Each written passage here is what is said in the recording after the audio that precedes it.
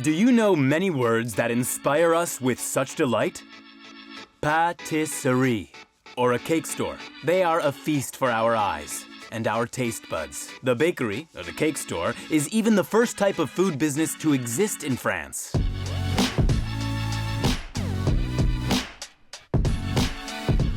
In Paris, there are more than 1,000 of them, which makes one for every 1,800 inhabitants. So you can see how many there are.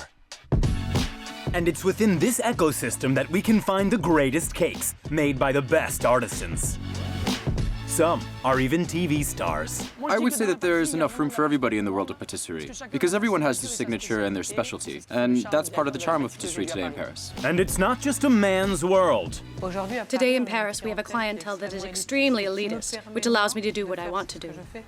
We have an ambassador of tradition. The balance of flavor, it's a work in itself. It's not just about memory, the flavor collection that you have in your head. And an icon of new creations. I will shout it from the rooftops that I love French patisserie. Not because I'm French, but because I really appreciate the whole story that is involved in French patisserie. We will take you right to the heart of this merry industriousness to chew over some of the most revered patisseries in Paris.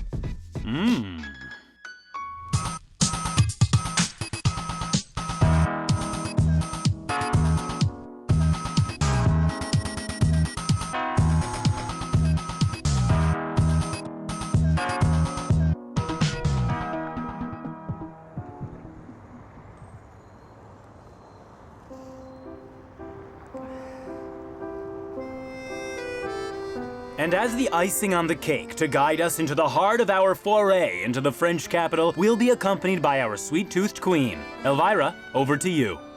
Paris is a city of monuments, cafes, bistros, and brasseries. But Paris is also a city with a sweet tooth. France is more or less to patisserie what Brazil is to football. I'll enlighten you. Since the first patisseries appeared in the 18th century, one big chapter in the story of sugar has been written along the Seine. That helps you to place the city a little when it comes to all things sweet. And that is still the case today. If you follow me, you'll see what I mean. You ready?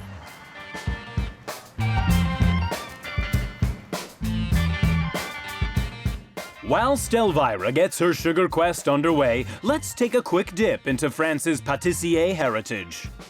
In the story of all things sweet, each new creation has arrived in light of what has preceded it, like a learned mix of techniques and influences: puff pastry, pastry cream, choux pastry. Let's take a look at this evolution by way of a little family tree.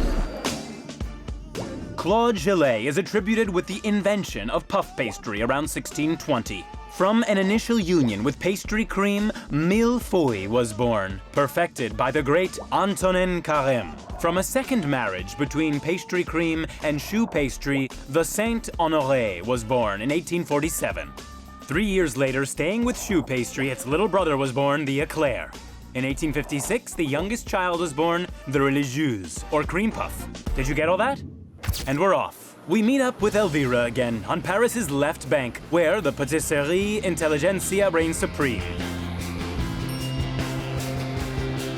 Saint-Germain-des-Prés, Rue de Sèvres, to be more precise. This den of intellectuals are in the process of writing a new page in its story. This district has become that of high-end patisserie. In the space of a few years, La Patisserie des Rêves, Hugo et Victor, des Gâteaux et du Pain. The most prestigious names have settled on this side of the Seine. The most recent is the work of a chef who shines just as brightly behind an oven as he does on our TV screens. Cyril Lignac. For the past 10 years since he first appeared on TV, this talent from Aveyron has whetted all appetites.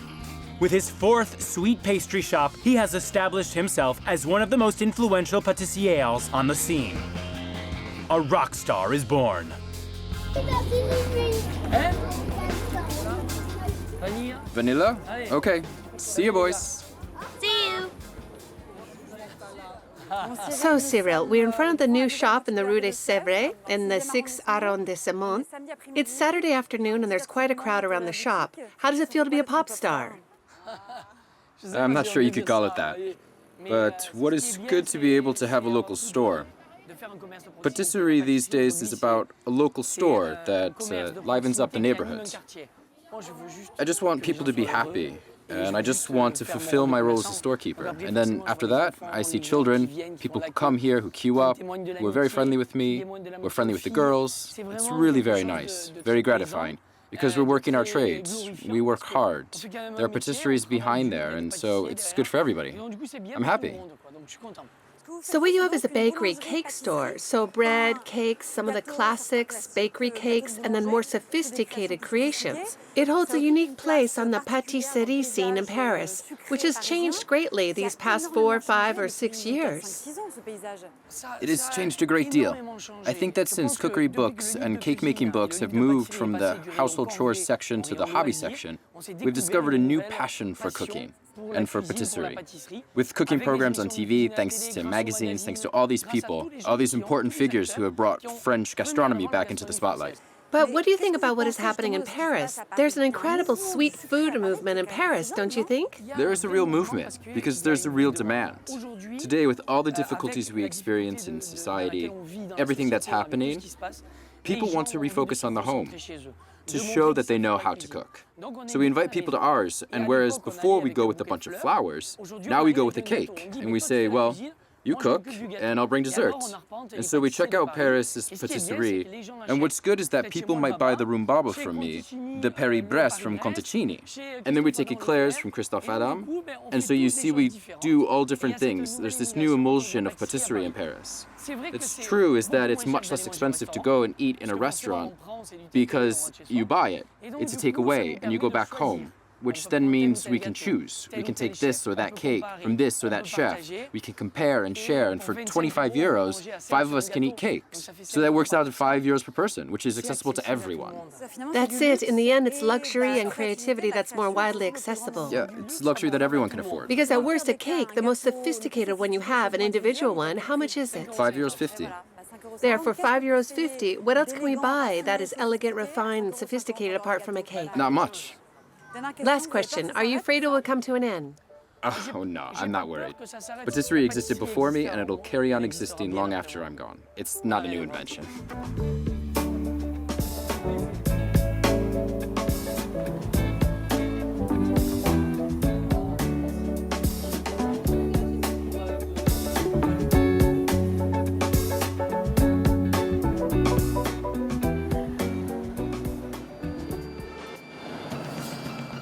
Before it became a store that we can find on every street corner, Patisserie started out in the center of Paris.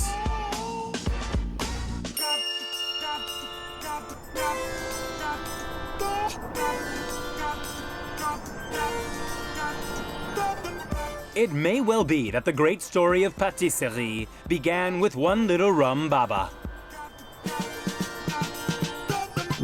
Stanislas Leszczynski, the King of Poland and a food lover who was in exile in the Luneville Chateau in the Lorraine, found the Kugloff to be too dry. And so he asked his pastry chef, Nicholas Storer, to find a solution. And he had the great idea of dousing the brioche with a dessert wine. A few years later, Marie Leszczynska, the daughter of the King Stanislas, married Louis XV and headed for Paris. She took Storer, the family pastry chef, along with her. To popularize his rum baba, he opened the first Parisian patisserie in 1730 in Rue Montorgueil.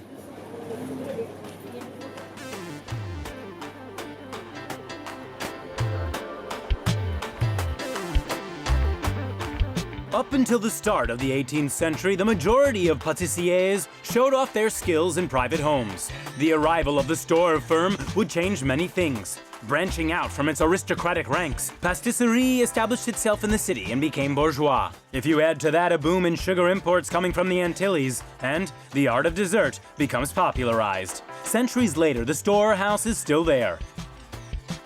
Elvira sets off to meet the man in charge, François Dutoux. So here it's like a monument. We're visiting Storer. It's an historical monument, as Mr. Storer was the chef of King Louis XV, who lived in the Versailles Chateau. The decor was created by Paul Baudry, who did all of the ceiling and the paintings in the patisserie. And this institution has never shut its doors. It's remained Storer. Never. Even the revolution didn't affect it. It carried on with specialties, notably the rum baba, which was invented here for King Louis XV. Amongst the cakes which are associated with the Saint-Honoré name, you mentioned it. There's a rum baba, which he created. Then also the puy d'amour. Yes, we have our old-fashioned cream puff. It's a traditional cake, a speciality for birthdays, baptisms, weddings. It's a kind of pyramid. It's a pyramid of éclairs, which was what was made at the time and we still make now. We still keep the tradition of making this cake. We innovate, of course. We create all kinds of new cakes. But we are still very traditional. We keep the original cakes. We try to preserve them for as long as possible. Which means the traditional cream puff that I can't wait to taste is going to have more or less the same flavor as the one that was made in the same way 120 years ago? I think so, because we use fresh eggs, fresh milk. We use fresh products, so the quality should be pretty much the same. I'm going to check that out now. Will you take me to your kitchen? Of course, with pleasure. Watch out, my friends. Elvira is about to climb aboard a time travel machine. Jeffrey Cagne is going to create a monument using ancestral techniques. So then I make choux pastry, and now we're going to arrange our choux pastry using a piping bag. In fact, these choux pastries are slightly pointed so that we can arrange them. So the aim is to do them evenly. It's like our specialty at Schroer, so we've all pretty much got the knack for it. For me, it's something that I like doing because really we're talking about a pure and proper classic here. We're going to put them in the oven and it's been heated to 200 degrees for about 25 minutes. So we have one fondant with a coffee base and the other one is chocolate. So it gives a very strong flavor in your mouth.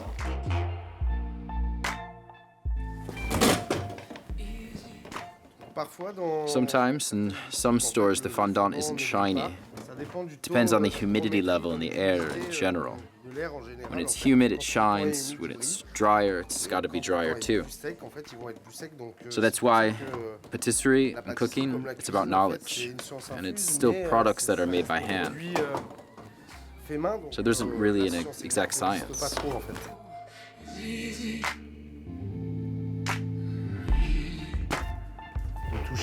Touching the product is still the best thing for me, because it gives you a real sense of it. Really, we maintain the ancient techniques here. We carry on traditions.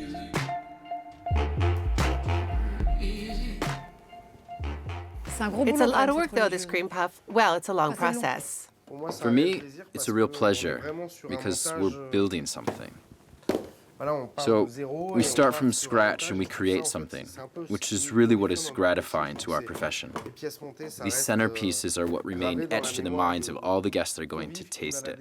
Whether it's at a wedding, a baptism, or even a birthday, it stays with people. These are photos. So it gives us pleasure to please people. And what's more, we know that it's something ephemeral, but the image of it makes it live on.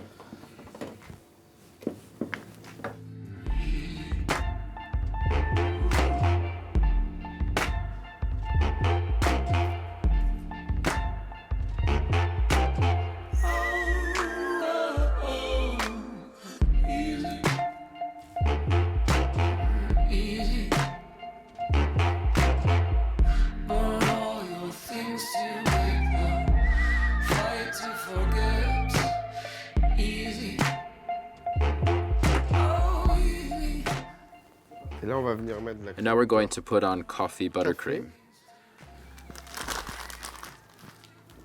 to dress our cream puff.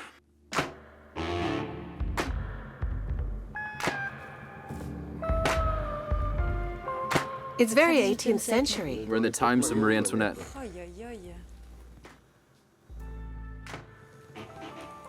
I'm going to inspect the finished work. Yes, of course. And then to serve it, what do? Do you break it off layer by layer? No, we don't break it off. We cut it very precisely with a knife to serve it. Slice, slice, slice. Generally, it's the divorce principle. One chocolate and one coffee. A divorce? Yes, at the time in bakery, it was called a divorce. We put a chocolate éclair and then a coffee one, cut in two with buttercream. They were ahead of their time.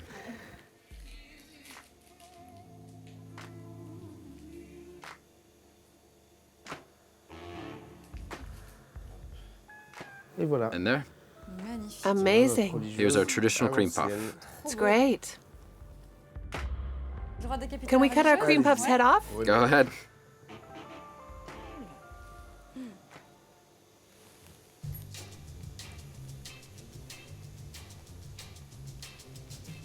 It looks as good as it tastes. It's amazing. Thanks. I'm speechless. It's an impressive sculpture, huh? It's not surprising that the éclair is one of France's favorite cakes. They scoff down nearly 2 million a day. And a well-mastered artistry in choux pastry forms the basis for this magnificent edible edifice. Its production technique goes back to the 16th century. In the court of Catherine de' Medici, the royal pâtissière Poplini created the poplin, a pastry that is dried out over fire. That was pâte à choux, or hot paste.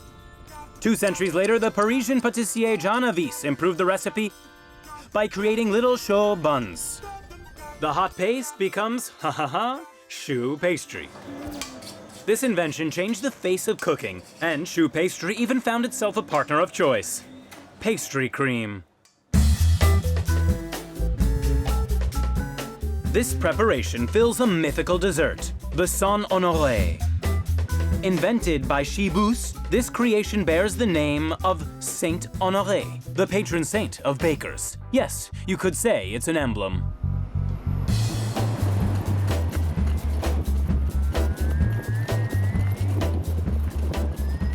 On the trail of the Saint-Honoré, our quest continues in the 7th arrondissement. In the Rue de Bac, in his Patisserie des Rêves, the dessert heavyweight Philippe Conticini pays tribute to the classics by revisiting the repertoire, and his Saint-Honoré is just divine. Choux pastry is just a starting point, and it's, as you say yourself, a modeling dough. Is that right? Yes, exactly. I realized that you can do everything with it. You can work it, always keeping the same process. That is to say, bringing a liquid to the boil, seasoning, drying out the liquid, blending in the eggs. These are the precise steps of choux pastry.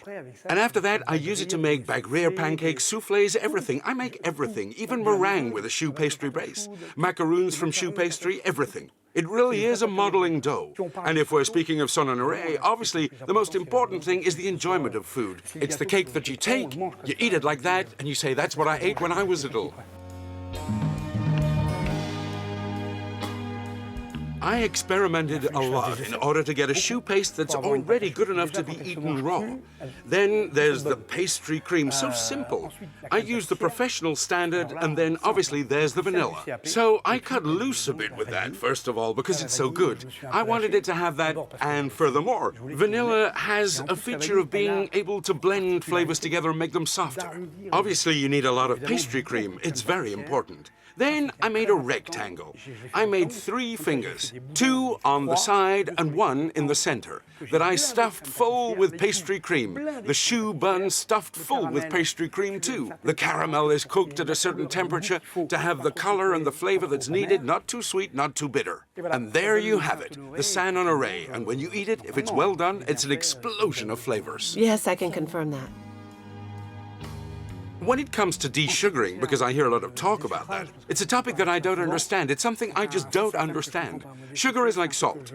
It's a seasoning. It needs to be where it should be. The Paris-Brest or the Saint-Honoré, if I desugar it, it won't taste nice. All of this enjoyment of food that we had when we were children, obviously we won't find exactly the same thing, but that memory, that pleasure that we have, we can only find it when there's the amount of sugar that is required. If they ask me to desugar the Paris-Brest, I will tell them to get lost. I won't do it. I'm not interested because there is such an indulgence when I eat it that it's not possible. I will not desugar anything.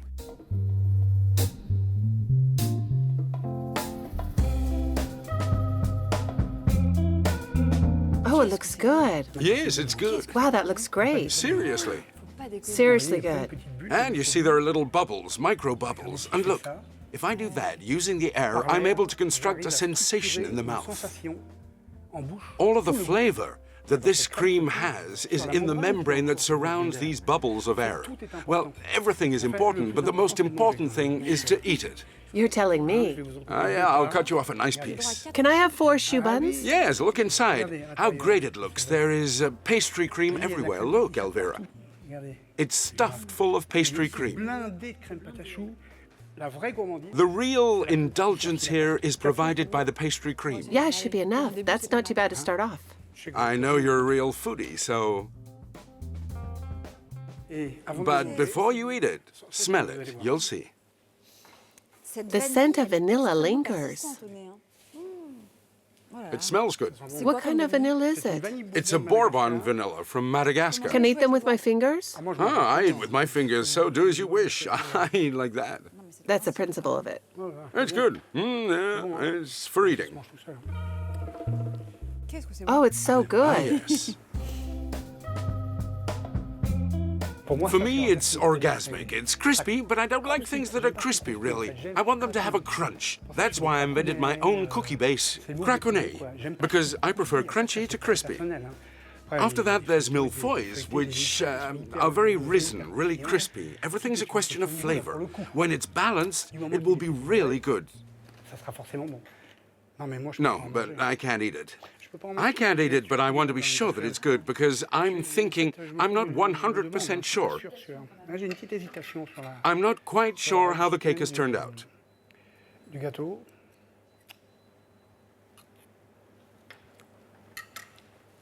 No, I think it's a good one. The art of cake making has largely made good use of choux pastry. Éclairs, cream puffs, cream choux, salambeau, and you haven't seen anything yet. This technique has become the basis for astonishing innovations. To further enlighten you, follow us not too far away to the north of the 7th arrondissement.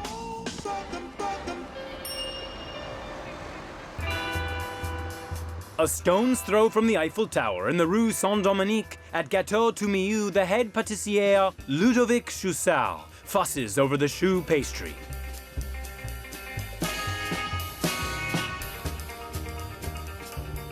Ludovic, I've come to see you for a very precise reason. I have an emotional memory, even life-changing, of the first time I tasted your chouchou, Ah, that's very nice of you to say. which is a work on using choux pastry. It's a choux bun. It's a choux bun with a mini choux bun inside, which is filled as well to bring another flavor and texture. So, what does the chouchou say? He says that he's waiting for you. Very good. I've cut it in two so that it's easier to taste. Oh, it looks good. So there we see. The second choux bun inside the first main one. Yes, so we have the second little choux bun that is filled with praline, which is inside the main choux bun. Almond praline, and around it? It's a praline mousseline, almond and hazelnut. Wonderful, wonderful, wonderful. It's just as good as I remember. The mousseline isn't too sweet, very light, very smooth. That's what I wanted. This praline is very fine, very paradoxical in the mouth. It's what remains. It's a sensation of chewing, but there aren't bites. You see what I mean?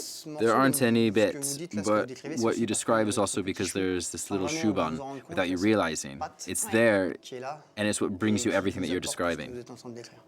Is it complicated to assemble? No, it's very simple. The kitchen is just there after you. Let's go.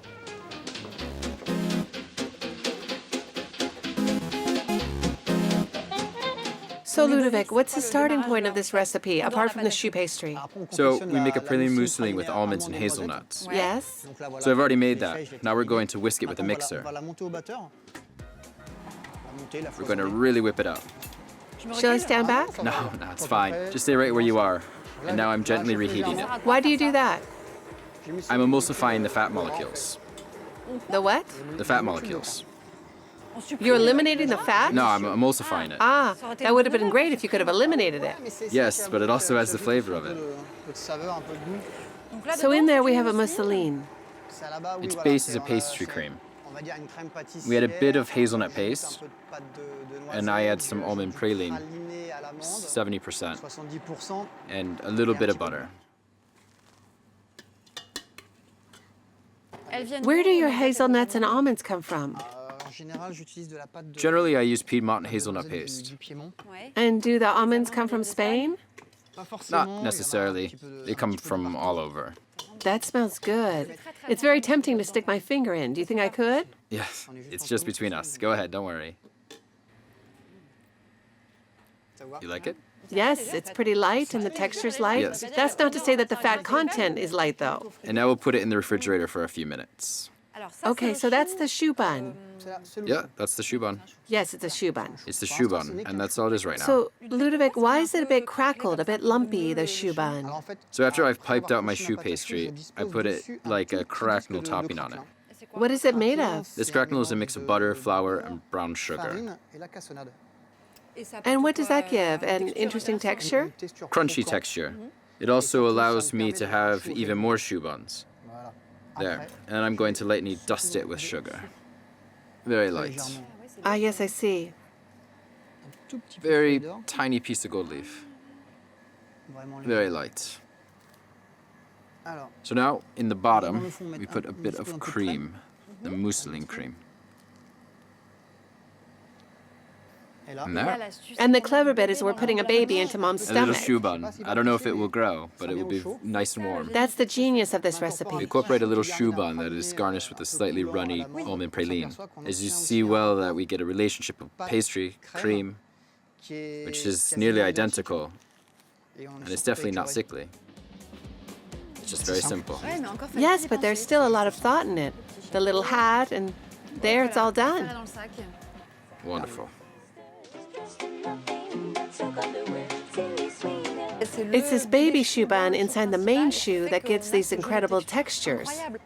Yes, that's part of it. There's crispiness, crunchiness, moistness, hot, cold, lots of layers, lots of things that we can play with. People like it? It's a success? Well, it's our bestseller at Gâteau Toumé.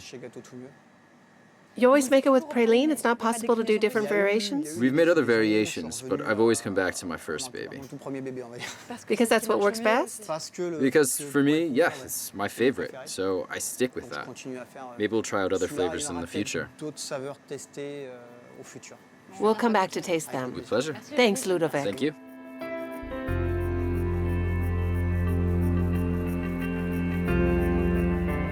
This incredible marriage of technique and creation receives a feminine touch in the south of Paris. We head off to the district of Montparnasse to meet one of our favorite pâtissières.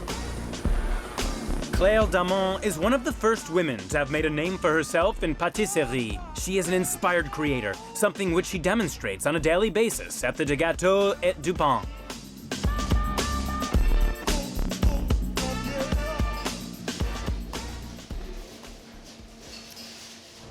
Claire, how do you come up with your cakes? What inspires them? Is it a fruit? Is it a desire to blend flavors? Actually, I find inspiration everywhere. It could be an encounter with someone who has a very distinctive character trait that I'll remember, and then at a certain point I will find the fruit to match it without really having searched it out. And what do you mean about distinctive character trait? It could be when you like someone as a friend, or in another way, this person has remarkable character traits that you can translate into flavors or specific sensations. I need a real-life example, a real anecdote. A real-life anecdote. 1 year ago, I bumped into a former colleague, a lovely guy, who had a daughter, and spoke to me about her in a way that very few men have ever spoken to me about their child. I found it so touching. I didn't say anything to him. He's a big fan of Chopin, so then I listened to Etudes by Chopin, and it came to me like that. It took me about 6 months. He comes from Corsica, and so I came up with Corsican grapefruit, one of Chopin's Etudes. I opted for pink because it was his daughter, etc., etc., and in the end I created a cream dessert, which I named Pamplemousse Rosa. It's the first time that I've told this story. It came about like that. A cake that is created almost like a musical composition or like a poem, almost with different accords, different tools. With different accords, yes. Sometimes we draw parallels between the profession of a perfumer and that of a pâtissier. Explain that to me. Well, a while ago, I found a book by Jean-Claude Elena, who is the perfumer for Hermès. So I read it because I found it interesting, and I realized that we worked, or we had a method of working, which was pretty similar. Not on every cake, but for example on a cashmere cake or things like that, we are going to create more general notes, rather ones that are very distinct, and in that way we create it in the same way as a perfumer. For example, when you eat my lemon pie, you have lemon. There's no doubt about it. It's meant to be like that. And in the cashmere cake, you find saffron, dates, orange. But that's not what I want. I want someone to say, ah, that tastes of cashmere. For them to remember its flavor, but not the distinct ingredients, and overall flavor.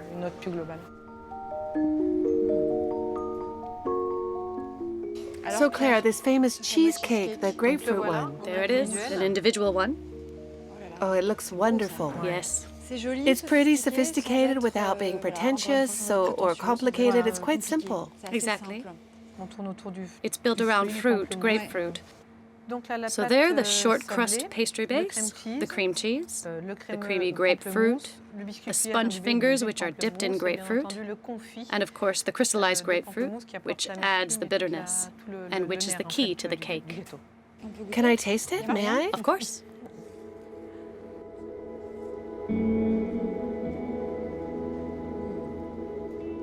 The grapefruit has so much flavor. It's very sharp.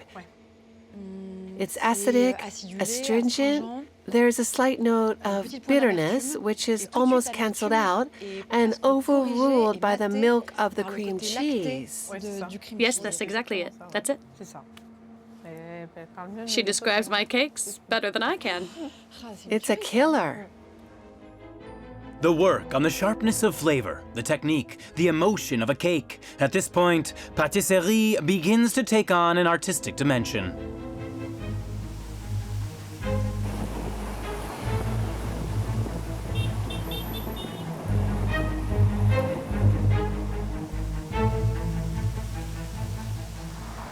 This creative land that is Paris has become the favorite playing field of the most talented pâtissiers. And maybe that's a secret of the capital of sweets, to know how to be inspired by the past in order to look to the future to inspire new vocations. The great artisans who have come to Paris have become the promoters of French patisserie. From now on, the French capital doesn't just shine thanks to its Iron Lady. It's found some new edible monuments. And this creative land has become a welcoming land. A French know-how with Japanese techniques. The encounter between the two cultures has provided for some awe-inspiring fusions. At Sazanka, when the mochi, the little Japanese biscuit, is crossed with the macaroon, it gives us the mochiron. Every year, thousands of foreign chefs come to France to learn about patisserie. Anglo-Saxon, Korean, Italian, Japanese, Australian, or German, they come to swell the ranks of kitchen staff, and they now account for 40% of those wearing a chef's hat. Paris has remained an El Dorado for talents in exile all the way to the District of the Republic.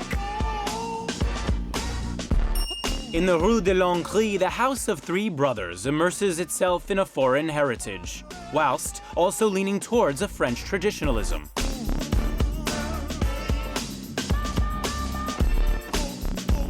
To join the dots, we have Mirko Schmidt.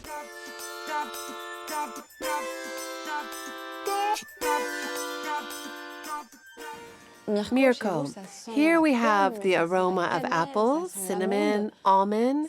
It smells a bit like a German cake shop. Because all of the recipes have some German influences, which is where I'm from. What you offer is a classic version of German patisserie, or is it your own version that you've reinterpreted? Classic German patisserie has a lot of cream, you could say. What is very traditional are cheesecakes. Cheesecakes that you find everywhere in Germany. Here in France, there's a tendency towards the American style of cheesecake, which is made with cream cheese, but this cake is made with quark cheese. It's lighter, creamier, and firm. And I always wanted to open a place using that concept, where you offer different types of cheesecake.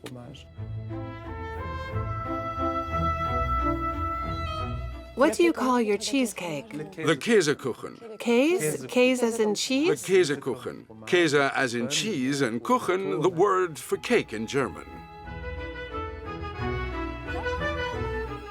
And here you have the apple crumble cheesecake. Wow, amazing. It has substance. It's generous, as you'd say. Yes. Light, really light. Yes, but it's light. Yes, with fruit, of course. I think that the crumble on the top, the association of three things, it's very unique. Something which we do a lot in Germany with crumbles, fruit crumbles, but here we combine it with the cheesecake. Really, this is the kind of cake I love. So you're not originally a pâtissier? No. Originally, I came to Paris more than 20 years ago to study at fashion school, ESMOD, and I'm a stylist. And afterwards, I worked for a long time in French companies or international companies as a stylist or artistic director. And there was a point when my other passion, patisserie, became stronger than that of fashion, and I took a professional course. And when you decided that you'd be working a bit less as a stylist, and you would take the patisserie qualification, you didn't hesitate? No, it was a challenge. It was exciting to do something new. I knew that I would carry on working in fashion in parallel, which was great. But there came a point when I said, I have to do it. I have to try it. I had the time and I started the training. The CAP, as it's called, which was an amazing experience. Was it difficult? Difficult to get up at 5 a.m. and to be in the kitchen at 6 a.m., but very interesting to be able to understand French patisserie. With all of its specialities, puff pastry, croissants, tarts, the great classics of French patisserie. And what did you already know? Obviously, you had tried them, but did you know how to make them before you trained? No, I didn't really know how. Obviously, I made them, but in my own way. But we don't make croissants at home. And so the techniques were really interesting. It was a challenge, however. I had to learn. It wasn't a piece of cake. Paris has transformed itself into a breeding ground for late-blooming talents. We enter into a patisserie a little like we enter into a religion. From the art of retraining, a new genre of patisserie has been born, monomania. These dessert converts, assured in their technique, offer variations according to tastes and seasons. From madeleines to cookies, via meringues and tiramisus, in Paris, the story of patisserie is taking on a rather unique twist. Our hunt for monomaniacs takes us to the Haut Marais. In Rue de Breton, we find La Patisserie Bontemps, a shrine that is entirely dedicated to sablé, or shortbread. This foodie obsession is the work of two sisters, Fiona Leluc and Fatina Fay. Hello. Hello, welcome. Thank you. It said that you make the best shortbread in the world. Is that true or false? You'll have to tell us. If you want to taste, here's our short crust pastry made with fleur de sel, which is very light and not very sweet at all. I'll try it. Of course. Whilst Elvira gets stuck into the shortbread, here's some history for you. It is the great Vatel, the royal chef, who is credited with the invention of these little dry cookies. One day in 1670, in the midst of some fancy parties organized by Philip d'Orléans, the brother of Louis XVI, these cookies were served to the guest of honor, Madeleine de Souvray, the Marchioness of Sablé. The name was found. We worked on the short crust pastry. The first product which came to us quite naturally, but which draws upon Eastern influences, is the Bontemps. Between two pieces of shortbread, we have some cream, and then on top we have more cream or a jelly. And that was inspired by the apricot shortbread that the families would eat in Lebanon. It's an individual shortbread. Exactly. And alongside that, Bontemps. We called it Bontemps because it offers up nostalgia. Because for us, well, for me, the best cakes are those made by our mothers and grandmothers. So it's close to your heart. It's you, your husband, your sister. It's a family affair. Exactly. It's been a family affair. I was trying things out when I was on maternity leave with my rolling pin in my kitchen, driving my husband crazy and talking about it all day with my little sister. We thought about it, we discussed the project together, and I experimented for 2 years before I decided to give it all up. Not least my career in banking. And how long have you been working in that profession? For more than 10 years. And I didn't work in business banking for nothing. It was because I knew that one day I would start my own business, and it would be a family business. And so I did it to achieve financial independence and the possibility to live out our dreams. But you knew you would open a patisserie one day. Definitely. In this change of career, change of path, has anything struck you that you underestimated in the world of patisserie? Things that are easier or harder? Well, I have to confess that I left a man's world.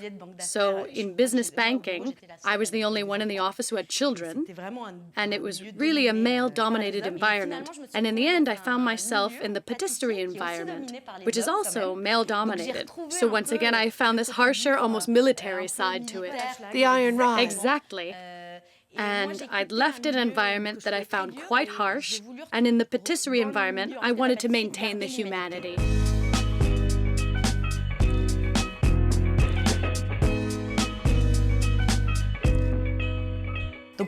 So to start off, we have our little bon ton. We have different flavors, like Madagascar bourbon vanilla, chocolate mousse flavored with tonka beans, passion fruit from Réunion Island, caramel apple, homemade Piedmont praline, and banana flambé with whipped cream and caramel, because I love banana flambé. So I'm going to offer you the banana flambé. The banana. Exactly. The banana's reaching out to me. Oh, but it's so cute. It's two quite thin discs of shortbread with the center. Yes. Can I open it? Of course. It won't fall out? No. No, with the little center of what? Is it toffee? It's a banana flambé toffee. With lots of vanilla? Exactly. Lovely. With Madagascar vanilla and rum flambé. The aim was to be able to eat them in little mouthfuls and to be able to taste different things. Okay. Okay? And there's always a hint of salt. Always. There's always that with shortbread. In the shortbread and the toffee as well? No. No, not at all? No, it's not necessary. As we have it in the shortbread, it always seems like it's in the toffee, but it's only in the shortbread pastry. It's great because you might expect it to be too sickly sweet. Banana's complicated in patisserie. It's a bit fatty, it coats the mouth, but bam, the salt from the shortbread comes back at you to negate that cooling sweetness. Exactly. It's never too sweet. I'm a fan. From the German influence to shortbread monomania, patisserie is being enriched. It's even becoming avant-gardist. And this creativity even expresses itself in the luxury hotels. These monumental buildings first appeared at the start of the 19th century. Right away, these prestigious buildings began to spring up along the right bank of the French capital. In 1835, the Maurice became the first luxury hotel. In 1898 came the Ritz, then the Plaza, the Bristol, the Royal Monceau, the George V, and the Prince de Galles. The kitchen teams created in the Ritz under the auspices of Caesar Ritz and Auguste Escoffier spread throughout the luxury hotels. From then on, the story of patisserie would be inextricably linked with that of the luxury hotels. With considerable financial and human resources, they have even become kitchens of excellence. Let's head off to find out more about one of these hotels in the center of Paris.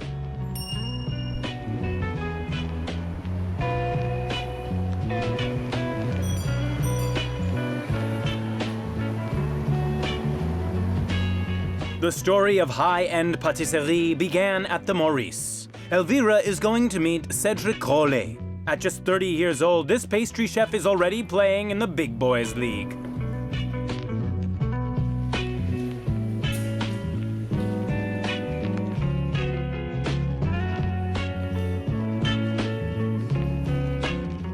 In the splendor of this luxury hotel, you are going to discover the production secrets of one of the greatest creations of these last few years.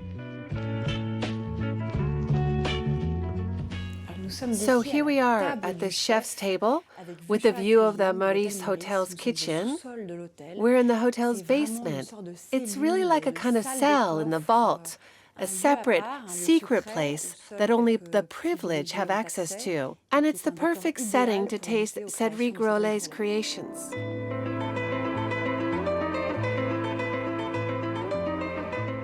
The famous lime of Cédric Rollet.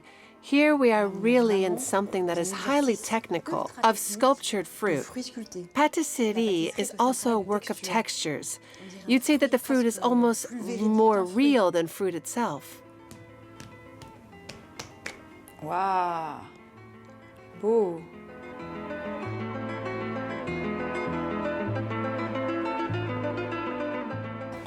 In the mouth, it's an explosion of freshness, of lime compote with a hint of tarragon. You'd only taste the tarragon afterwards as you carry on chewing, because this compote is not totally smooth. It has little bits in it. Then there is this aranete mousse that is fluffy and light. very soft, but never oversweet. And finally, this shell of white chocolate in the form of a lime, which adds more texture. It is really a perfect accomplishment, a perfect harmony between form and content. Sometimes the word design employed in cuisine can be slightly ridiculous and overused, but here it takes on its full meaning. It doesn't try to be spectacular, and yet it is spectacularly flavorsome. Cedric, this lime is more like a sculpture than a cake. Exactly. The idea is that it is sculpted, so that every time you have a different lime for each client. It's very technical as a dessert. Yes, in fact, I took everything I had learned previously from all of the technical skills and understanding from all of these pâtissiers that I was able to meet, and I kept my simple values. C'est-à-dire, là, j'ai pris a lime and I seasoned it with tarragon. So the values inside are very simple, but the process is very unique, very complicated and complex. How did this love of patisserie come to you? Was it connected to family? Yes, my grandparents had a hotel restaurant. Where? In André-Joux-Boutillon, in the Lyon region. I've got a sweet tooth, and I was blown away by the ice cream that came out of the ice cream machine. And my grandfather saw me sticking my fingers into the vanilla ice cream, and little by little, I didn't think about it, but it was obvious that it was going to be my profession. That's it. And now let's come back to your own patisserie and the lime. For me, it's quite enigmatic in its construction. Where do you start? Do you start with the shell or do you start with the fruit compote? How does it work? So the thing is that everyone thinks we start with the exterior, but that's not the case. We start with the center, and we build it up little by little and finish off with the shell. We start with the insert, the lime marmalade, which we preserve for 1 week. We season it with fresh tarragon.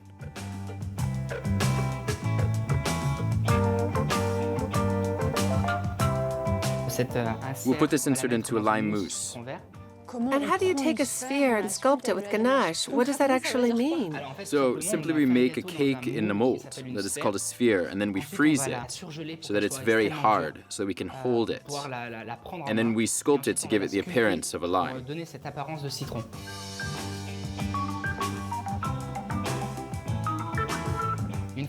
Once we've made the mousse look like a lime, and to structure all of that, it is at room temperature, so around 4 to 5 degrees, so that it's perfect for eating, we simply coat it with a very fine layer of chocolate, teamed with cocoa butter and chocolate, bright green coloring, and we're going to have something very fine to be savored.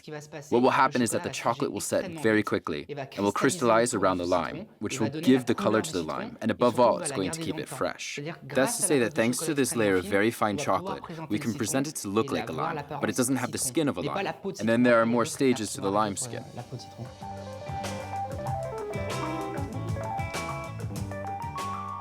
When it comes to us, when it arrives on the plate, it has a pure, very simple form. And it stays like that when we cut it in two. Its appearance remains very simple. Yes. And that's what you want, a mix of simplicity and technical sophistication? Exactly. That's a great question, because it's exactly what I'm aiming for. I'm not putting any tricks into my dessert. I'm simply going to present this whole lime as if I picked it from a tree and I put it there for the client. I've even added the leaf from the tree. The real leaf. Everything that comes from nature is there on a plate. And what's more, with a natural glazed lime leaf, we're going to eat a lime and we're going to smell the lime, which is very pleasant and which is going to linger on the palate. Do you have a feeling that there's something very unique happening in Paris, maybe in the whole of France, but specifically in Paris at the moment? So, already for me, French patisserie, it's clear that I love it. And to me, in Paris, what's happening is that with chefs we have today, Pierre Hermé, Christophe Michalek, Philippe Cottocini, chefs who are incredible in my opinion. These chefs are representing and promoting patisserie in Paris.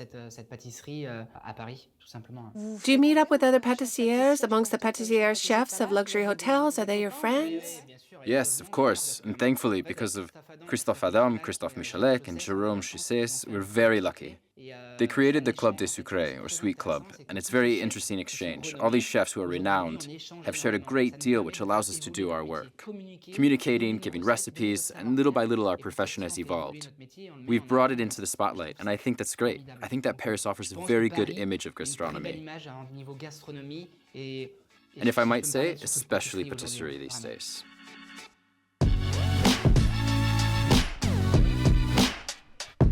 From the rum baba to a lime, Elvira has immersed us in 3 centuries of sweet creation. Between technique and emotion, the greatest pâtissier monuments have been created in Paris. Far from resting on its laurels, even the city commands center stage. When Paris reveres all things sweet, when it attracts talent from the rest of France and abroad, when it seduces the sweet tooth of the whole world, the future is bright for the world of patisserie.